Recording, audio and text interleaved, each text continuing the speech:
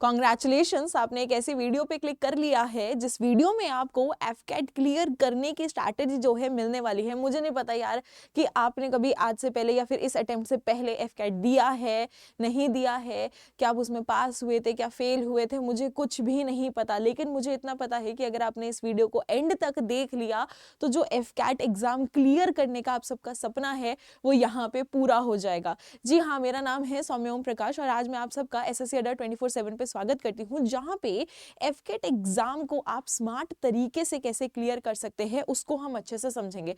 बहुत सारे लोग पहले तो कुछ गलतियां कर देते हैं, वो मैं बता देती हूँ कि आप लोग ना सिलेबस पूरा करने पे भाग जाते हो। अरे भाई क्यों करना है सिलेबस पूरा? क्या एफकेट तुम्हारे पूरे सिलेबस में से क्वेश्चन पूछेगा? The answer is no.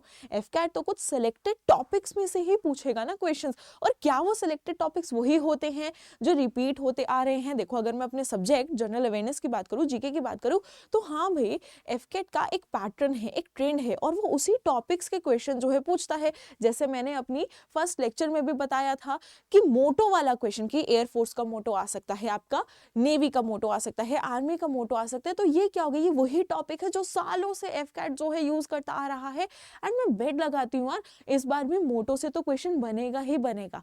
बस इसी को कहते हैं स्मार्ट वर्क। और ये स्मार्ट वर्क करना कैसे है, किस तरीके से करना है, वो आज आपको इस लेक्चर में पता लग जाएगा। लेकिन उससे पहले जरा हम बेसिक चीजें जो है वो एफकेट के बारे में जान लेते हैं। अब आप कहोगे कि मैम बेसिक चीजें, क्या बेसिक चीजें? देखो यार, वही चीजें जो शायद से तुम्हें पहले से पता भी होंगी, लेकिन मैं फिर तुम्हें बता भी देती हूँ। अगर हम बात करते हैं आपके एफकेट की, तो एफकेट क्या है? साल में 2 बार जो है कंडक्ट कराया जाता है ना? ये तो हमें पता ही है कि भाई एक आपका अभी हो जाएगा इनिशियल मंथ्स में, और फिर कब आएगा? वो जो अगस्त सितंबर वाला मंथ होगा तब कंडक्ट कराया जाएगा। ये वही एग्जाम है जहां पे 100 क्वेश्चंस आपसे पूछे जाते हैं। ये 100 क्वेश्चंस जो हैं 4 सब्जेक्ट में डिवाइड किए गए हैं। एक है आपका जनरल अवेयरनेस, फिर आता है आपका मैथ्स, फिर आता है रीजनिंग,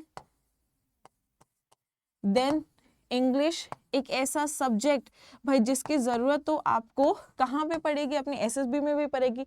बिल्कुल सही। अगर मैं बात करती हूँ इसमें से 2 सब्जेक्ट्स की, जीके की एंड आपके इंग्लिश की, तो मेजरली इनकी जरूरत पड़ती है किसमें? आपके एसएसबी में। मैं ये नहीं कहूंगी कि रीजनिंग की नहीं पड़ती, पड़ती है। एप्टीट्यूड टेस्ट होता है उसमें पड़ती है, लेकिन ज्यादातर जो देखा जाता है कि आपकी कम्युनिकेशन स्किल्स कैसी हैं एंड वहां पे जीके के कॉन्सेप्ट जो है वो भी पूछे जाते हैं। तो ये तो कुछ ऐसा सब्जेक्ट्स हो गए जो भाई आपके एफकेट एग्जाम के बाद भी जो है इंपॉर्टेंट होते हैं। ये वही 100 क्वेश्चंस हैं जिसमें हर एक क्वेश्चन जो है 3 मार्क्स का होता है एंड 1/3 आपकी नेगेटिव मार्किंग होती है अगर आप कोई भी क्या करते हैं, गलत आंसर यहाँ पे टिक करते हैं, राइट। एक और चीज जो बच्चे पूछते हैं कि मैम प्रीवियस कट ऑफ कितने रही, तो देखिए प्रीवियस कट ऑफ जो है आपकी वो 121 जो है रही है, ठीक है। अब एक चीज और कि क्या ये जो कट ऑफ है ये तो 50% भी नहीं आई। टेक्निकली अगर हम बात करते हैं तो पेपर आपका 300 मार्क्स का है और कट ऑफ जो है वो 50% से भी कम है। तो क्या अगर हम इतने ही मार्क्स के क्वेश्चंस अटेम्प्ट करके आए तो चलेगा? नहीं नहीं, ये सबसे बड़ी यहाँ पे गलतफहमी है जो आपके जेनजी एस्पिरेंट्स है उनकी। हाँ मुझे पता है तुम बहुत मोटिवेटेड हो, तुम्हें एयरफोर्स में जाना है, लेकिन अगेन तुम जेनजी हो और तुम गलती कर देते हो। अगर तुम्हें एफकेट एग्जाम क्लियर करना है और एक श्योरिटी चाहिए मार्क्स की, तो भाई तुम्हें क्या करना है? स्कोर 200 से प्लस लाना ही है, यानी 70 प्लस क्वेश्चंस तुम्हें अटेम्प्ट करनी ही है। बिकॉज ये ना एक नियति इसको कह सकते हो कि यार आप क्वेश्चंस अटेम्प्ट करोगे तो आपको तो लगेगा आपने सही ही किया है, लेकिन गलत क्वेश्चंस होते हैं। आप कितने भी अच्छी तरह प्रिपेयर करके जाओ, गलत क्वेश्चंस जो है हो ही जाते, जैसे नेगेटिव मार्किंग होती है। तो हमेशा याद रखिए, इफ यू वांट कि यार आपके एफकेट में स्कोर हमेशा 200 से प्लस रहे तो आपको 70 से ज्यादा क्वेश्चंस अटेम्प्ट करने हैं। बहुत सारे बच्चे कहेंगे कि मैम आप ये कहना चाह रही हो कि यार 200 से ऊपर अगर मार्क्स ले आओगे तो आप रेकमेंड हो जाओगे। अरे नहीं बेवकूफ, सुनो ध्यान से। 200 से प्लस अगर आप मार्क्स लाते हो तो आपको ये चीज़ मेरिट में बहुत ज़्यादा हेल्प करती है। 200 से ज़्यादा मार्क्स लाने का मतलब कभी भी ये नहीं होता कि भाई आप जो है रेकमेंड हो जाएंगे, नहीं। रिकमेंडेशन एसएसबी प्रोसेस जो है टोटली आपका क्या है, डिफरेंट होता है, जहाँ पे डिफरेंट तरीके से जो है आपको मार्क्स वहाँ पे दिए जाते हैं, ठीक है। So these are some basic point जिनके बारे में बहुत सारे स्टूडेंट्स को क्या रहती है, कंफ्यूजन रहती है। अब कुछ बच्चे कहते हैं कि मैम हमें ये भी कंफ्यूजन रहती है कि क्वेश्चंस के काउंट कैसे हैं। तो देखो, अगर मैं बात करती हूँ इंग्लिश की, तो यहाँ पे इंग्लिश क्या है, आपके 30 क्वेश्चंस आते हैं, यानी 90 मार्क्स की आपको क्या देखने को मिलती है, इंग्लिश ही स्पेसिफिकली देखने को मिलती है। 90 मार्क्स एक क्या है, बहुत बड़ा चंक होता है। और let me be very very honest, जो लोग कहते हैं कि हम इंडियंस हैं, हमें तो इंग्लिश आती है, बेटा यहाँ पे इंग्लिश बहुत प्यारे लेवल की जो है हमें देखने को मिलती है। वो सिनोनिम्स होंगे, वो एंटोनिम्स होंगे, बहुत अच्छे लेवल के देखने को मिलते हैं। नेक्स्ट अगर हम बात करते हैं मैथ्स, एक ऐसा सब्जेक्ट जिससे बहुत सारे स्टूडेंट्स क्या है, डरते हैं कि अरे भाई मैथ्स मैथ्स मैथ्स। देखो, मैथ्स में 20 क्वेश्चंस आते हैं, यानी of your 60 marks. And let me be really honest कि ये जो क्वेश्चंस हैं ये आपके इजी टू मॉडरेट लेवल के आते हैं, बहुत इजी टू मॉडरेट, यानी कोई भी अगर न्यू बच्चा है जिसने अभी प्रिपरेशन स्टार्ट की, इजीली वो इसको क्या कर लेगा, काउंटर कर लेगा। फिर आती है आपकी रीजनिंग। अब रीजनिंग देखो, एक ऐसा सब्जेक्ट है, बहुत सारे बच्चे कहेंगे कि मैम रीजनिंग तो बहुत ही इजी है, हम इजीली कवर कर लेते हैं। बेटा, वो तुम्हारे लिए इजी नहीं है, वो हर किसी के लिए ही इजी है, बिकॉज रीजनिंग एक ऐसा पोर्शन होता है जो 99.9% स्टूडेंट्स का क्या है, स्ट्रांग रहता है। बिकॉज तो यू आर डिफेंस एस्पिरेंट, तुम लॉजिकल तो होगे नहीं ना, ऐसे हम कैसे एक्सपेक्ट कर ले जैसे तुम लॉजिकल होगे नहीं। And reasoning is all about your logics. अब हम आते हैं major, which is your general awareness. एक ऐसा कॉन्सेप्ट जिसको सारे एस्पिरेंट्स ने बना रखा है, यार ये तो बहुत ही टफ है। नहीं, ये मॉडरेट लेवल का आता है, बट मॉडरेट लेवल को इजी बनाने के लिए हमें क्या चाहिए होती है, एक स्ट्रैटेजी जो है वो चाहिए होती है, ठीक है।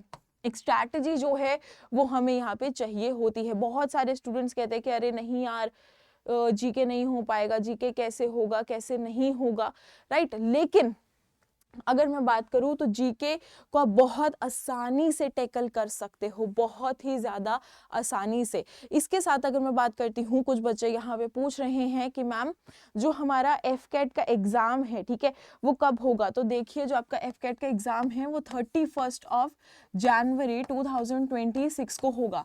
एंड अगेन आपका ये क्वेश्चन रहता है कि मैम जो फॉर्म फिलिंग है वो हमारी कब से शुरू हो जाएगी। तो भाई इसको याद रखिएगा कि जो फॉर्म फिलिंग है वो आपकी नवंबर 17 से स्टार्ट हो जाएगी। एंड यस, ये मेरा एक पर्सनल सजेशन है कि आप लोग जो है टाइमली अपने फॉर्म को फिल कर लीजिएगा, बिकॉज जब तक आप कहाँ पे पहुंचते हैं, लास्ट डेट पे पहुंचते हैं, दैट इज योर December 14, ठीक है, तब तक सर्वर पे बहुत ज़्यादा क्या है, आपका रश होने लग जाता है, जिसकी वजह से बहुत बार साइन नहीं अपलोड हो पाते, इमेज नहीं अपलोड हो पाती। एंड आपको तो पता है कि अब जो एफकैट है उसका नया सिस्टम है, आपको वहीं पे फोटो अपनी क्लिक करनी होगी, वहीं पे जो है साइन अपलोड प्रॉपर तरीके से करना होगा, you need a clean background, बहुत सारे पॉइंट्स है। सो फॉर दैट भाई टाइमली जो है अपने फॉर्म्स को यहाँ पे आप क्या कर लेंगे, फिल कर लेंगे। कोई भी ये नहीं कहेगा कि मैम लास्ट में नहीं हो पाया, कैसे होगा, ये है वो है। नाउ सबसे पहले अब स्ट्रैटेजी की बात करते हैं, ठीक है। तो देखो, हमारे पास क्या है, 4 सब्जेक्ट्स है। 4 सब्जेक्ट्स को 2 पार्ट्स में डिवाइड कर लो। एक होंगे 2 आपके स्ट्रॉन्ग सब्जेक्ट और 2 आपके वीक सब्जेक्ट्स। अब ये हम क्यों कर रहे हैं, स्ट्रॉन्ग सब्जेक्ट्स वो होंगे जिन पे आपको 100% कॉन्फिडेंस है कि यार ये वो सब्जेक्ट्स है जिसपे मैं 70 to 80% क्या कर सकता हूँ, एक्यूरेसी से क्वेश्चन कर सकता हूँ। यानी ये वो पोर्शन है जो आपको मैक्सिमम क्या देंगे, अटेम्प्ट देंगे अपने एग्जाम में, कि भाई ठीक है मैक्सिमम अटेम्प्ट जो है मैं इन 2 सब्जेक्ट से करूंगा, लेकिन मेरी सारी दिक्कत अड़ती कहाँ पे है, ये 2 वीक सब्जेक्ट्स में। अगर मैं बात करती हूँ तो इन 2 वीक सब्जेक्ट्स को भी डिवाइड कर लो कि थर्ड पे कौन सा है एंड आपका फोर्थ पे कौन सा है, जो थर्ड सब्जेक्ट है उसके उतने ही टॉपिक्स कवर करो जो क्या दे पाए, 50% एक्यूरेसी दे पाए। अब ये कैसे पता लगता है, PYQ ट्रेंड से, PYQ एनालिसिस। अब आप कहोगे कि मैम एफकेट के पेपर तो बाहर आते ही नहीं, CBT होता है, लेकिन मेमोरी बेस्ड भी कुछ बातें होती है, ठीक है, मेमोरी बेस्ड भी आपको मिलते हैं। उसके बेसिस पे you can easily identify that what are the topics जो पूछे ही जा रहे हैं, जो आपको 50% एक्यूरेट देंगे। एंड बच गया फोर्थ में क्या कर लो, 30 to 40% एक्यूरेसी कर लो। मैं ये नहीं कहूंगी कि किसी भी सब्जेक्ट को छोड़ दो, ये कहना बहुत बड़ी बेवकूफी है, और अगर कोई कर रहा है तो तुम महाबेवकूफ हो, ठीक है। एग्जाम का कुछ पता नहीं होता, राइट, तुम्हारी किस्मत का भी कई बार कुछ पता नहीं होता कि आता एग्जाम शायद से कुछ इतना ही टफ आ जाए कि सॉल्व भी ना कर पाओ। तो किसी भी सब्जेक्ट को मत छोड़ो, बिकॉज एवरी मार्क्स मैटर। यहाँ पे एक एक मार्क जो है वो क्या करेगा, आपका बहुत ज्यादा मैटर करेगा। नाउ द पॉइंट इज कि हमने क्या कर लिया, इनको डिवाइड कर लिया, ठीक है। अब डिवाइड करने के बाद करना क्या है, again smart work, that is my only mantra when it comes to AFCAT. Smart work, smart work, smart work. And smart work के लिए हम क्या यूज कर सकते हैं, एक रूल यूज कर सकते हैं जिसको हम कहते हैं 20-50-30 रूल। अब आप कहोगे ma'am what is this 20-50-30 rule. ध्यान से देखो, ये 100% रूल ही है, इट जस्ट मैंने इसको क्या कर दिया, डिवाइड कर दिया। और ये क्या है, ये आपकी टाइम डिवीजन है, विच मीन्स सबसे पहले 20% जब हम टाइम की बात करेंगे तो 20% टाइम पे आप क्या लगाएंगे, मॉक टेस्ट लगाएंगे। Yes, mock test is really important. PYQs are really important. ठीक है, मॉडल पेपर जिसकी क्लासेस आपकी चैनल पे चल रही हैं उनको अच्छे से अटेंड करेंगे, सॉल्व करेंगे। 20% अपना टाइम किस में देना है, मॉक टेस्ट में देना है। वहीं 50% टाइम किस में देना है, तो 50% टाइम आपको हमेशा ये याद रखना कि मैक्सिमम टाइम किस में जाएगा, तो भाई वो जाएगा न्यू टॉपिक्स में। क्योंकि जब आप इस तरीके से टाइम डिवाइड करोगे तो प्रैक्टिस भी होगी, नए टॉपिक्स जो हैं वो भी करने को मिलेंगे। एंड द मोस्ट इंपॉर्टेंट जो 90% ऑफ बच्चे भूल जाते हैं कि 30% टाइम क्या करेंगे, हम रिवीजन करेंगे। देखेंगे जरा कि हमने मॉक टेस्ट में कहाँ गलती कर दी है, हमने जो न्यू टॉपिक पढ़ा है, ठीक है, वो अगर हम बात करते हैं तो वो उसको रिवाइज करना पड़ेगा। एक और चीज अगर मैं बात करती हूँ तो बहुत आपके लिए आसान, कि जब इंग्लिश की बात आती है तो इंग्लिश टफ है, ऐसा नहीं है इम्पॉसिबल है। इंग्लिश को आप इजीली डिकोड कर सकते हो। एसएससी, सीजीएसई, एचएसएल के अगर हम एनानिम्स सिंटोनिम्स देख ले, पैराग्राफ्स देख ले, यू विल फाइंड सिमिलैरिटी। बहुत बड़ा तुम्हें एक राज बता रही हूँ, yes you will definitely gonna find the similarity between English के एनानिम्स सिंटोनिम्स जो आपके होंगे, ठीक है। वहीं अगर मैं बात करती हूँ जीके का portion, being a GK teacher I will be really honest, sometimes question can be so unpredictable, ठीक है, they can be so unpredictable कि आपको लगेगा कि यार ये तो कहाँ से पूछ लिया। इट्स फाइन, जो पता है अनप्रिडिक्टेबल होगा, ठीक है, उसको उस अकॉर्डिंग प्रायोरिटी पे सेट करो, because setting priority for your exam is really important. अगर आप इस रूल को फॉलो करते हो, अगर आप उस मेथड को फॉलो करते हो, सब्जेक्ट्स को डिवाइड करना, देन मेरी गारंटी है तुम्हें कोई नहीं रोक सकता इस एग्जाम को क्लियर करने से। मुझे नहीं पता फर्स्ट अटेम्प्ट है, मुझे नहीं पता सेकंड अटेम्प्ट है, बट मुझे ये पता है अगर तुम ये स्ट्रैटेजी ले जाकर कोई भी अटेम्प्ट दे रहे हो, ठीक है, तो भाई तुम्हारा एग्जाम क्लियर होगा। एंड यस, रिवीजन में मस्ट पॉइंट जो मैं दे रही हूं, वीक एरियाज को पढ़ो, जरूर रीड करो, बिकॉज अगेन चाहे 30 to 40% एक्यूरेसी हमें उसमें भी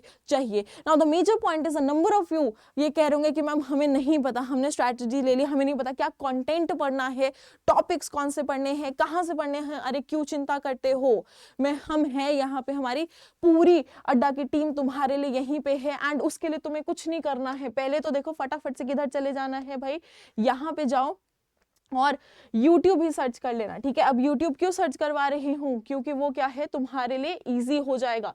YouTube सर्च कर लेना, YouTube पे सबसे पहले गाने मत सुनने लग जाना, पता चले अरे मैम देखो गाना आ गया, गाना सुनते, नहीं बेटा, पेपर निकाल लो, SSC के चैनल पे चले जाना, ठीक है। और चैनल पे जाके यहाँ पे ये देखो, ये चैनल पे जाओगे तो चैनल पे पहली बात तो तुम्हें यहाँ क्या मिलेंगे, लेक्चर्स मिल जाएंगे, ठीक है। देखिए नीचे आज भी लेक्चर हुए हैं हमारे, ठीक है। अगर हम बात करते हैं, यस, अरे क्या हो गया, ये देखो नीचे स्क्रॉल करते रहना, ठीक है। देखो ये रही मेरी क्लास, ठीक है। इसी क्लास को क्या करना है, तुमने क्लिक करना है। इसमें हम ऑलरेडी एक मॉडल पेपर जो है वो डिस्कस कर चुके हैं बहुत अच्छी तरह, ठीक है। बाकी क्लासेस के क्या टाइम में रहेंगे वो भी हम कर चुके हैं, लेकिन फॉर एडवांस गाइडेंस जो मैं आपको बताना चाह रही हूँ, यहाँ पे डिस्क्रिप्शन पे जाना है, ठीक है। डिस्क्रिप्शन में जाके आप अगर चाहते हो कि आप मुझसे कनेक्ट हो जाओ या फिर फर्दर कोई गाइडेंस लेना चाहो, तो ये रहा मेरा टेलीग्राम चैनल, फटाफट से जाके मेरे टेलीग्राम चैनल को ज्वाइन कर लेना। मैं हमेशा तुम्हें वहीं मिलूंगी। कोई भी दिक्कत है कि रात को है दिन में, डजंट मैटर, तुम्हारी दीदी, मेंटोर, जो समझना है समझो, I will be always there for you. वहीं अगर तुम सच में मुझे अपना कुछ मानते हो और ये बिलीव करते हो कि नहीं हम आपकी स्ट्रैटेजी के साथ ही एग्जाम क्लियर कर सकते हैं, आप बस हमें थोड़ी सी और गाइडेंस दे दो, एडवांस गाइडेंस दे दो, ये रहा भाई एफके टारगेट तुम्हारा बैच। इस लिंक को क्लिक कर लेना, ये रहा तुम्हारा बैच, ठीक है। मैं हूं इस बैच में, मैं तुम्हें प्रॉमिस करती हूँ कि तुम्हारे हर जर्नी के कदम पे मैं तुम्हें मिलूंगी, ठीक है। इस बैच के लिए आप कहोगे कि मैम बहुत ज्यादा रेट है इस बैच का, कैसे कैसे ले ले हम, आप तो हमारी दीदी हो। कोई बात नहीं, दीदी हूं इसलिए तुम्हें एक चीज बता रही हूं, यहाँ पे क्या करना है, कूपन कोड यूज करना है, कौन सा, Y1018। जैसे ही आप इसको यूज कर लेंगे वैसे ही आपको ये बहुत ही बेटर प्राइस पे मिल जाएगा, यानी एडवांस गाइडेंस इस प्राइस पे एक बहुत ही क्या है आपके लिए, बहुत ही बड़ी बात है। और इतनी देखो मेरी गारंटी है, स्ट्रैटेजी मैं दे रही हूँ, इसमें भी मैं तुम्हें मिलूंगी, टेलीग्राम पे भी मैं मिलूंगी, हर जगह पे I will be there for you, I will be there in this journey, ताकि तुम एग्जाम क्लियर करके वो आसमान में उड़ने का सपना पूरा कर पाओ, वो ब्लू यूनिफॉर्म जो है पहनने का सपना पूरा कर पाओ, एंड यस सबसे बड़ी बात, मुझे प्राउड फील करवा पाओ। इसी के साथ जो है सेशन को यहीं एंड करते हैं। So thank you everyone and have a really really really nice day. Do take care of yourself, अच्छे से प्रिपरेशन करते रहो, ठीक है। बिकॉज नहीं यार, मुझे सुनने हैं, मुझे तुम्हारे वो मैसेज से मैम हो गया एग्जाम क्लियर, हमारा हो गया सच में exam clear, I am waiting for that message. So thank you everyone and have a really really nice day. Do take care of yourself.